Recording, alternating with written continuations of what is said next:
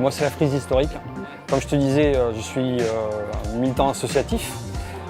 Au-delà de l'aspect professionnel de l'animateur, ça fait plus de 30 ans que je suis dans la vie associative. Moi, j'ai fait le choix sur la frise historique de le faire en 3 rounds. Le premier round, on échange avec les personnes qui veulent participer sur comment la révolution de la communication a changé la société, la façon de voir l'univers. Le deuxième, sur des personnages qui ont transformé les droits humains.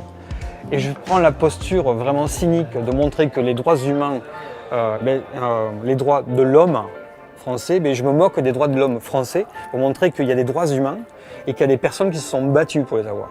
Pour prendre un exemple, je prends l'exemple de Olympe de Gouges qui 2 ans après la Révolution explique que ce serait bien qu'il y ait les droits des citoyennes et qui se fait décapiter et qu'on ne reparle plus du droit de vote des femmes jusqu'en 1945.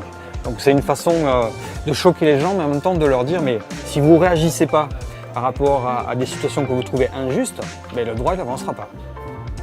Voilà, c'est un peu le petit... Et le dernier round, parce que je vous disais il y a 3 rounds, il en manque un, c'est la censure. Alors je dis, est-ce que vous êtes capable de dater la censure?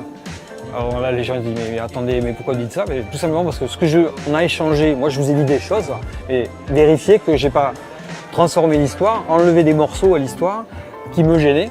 Donc je vous invite à vraiment aller chercher, à vous documenter, à lire, à rechercher pour vérifier sur les arguments que je vous donnais, s'il n'y a pas des choses que j'ai volontairement écartées.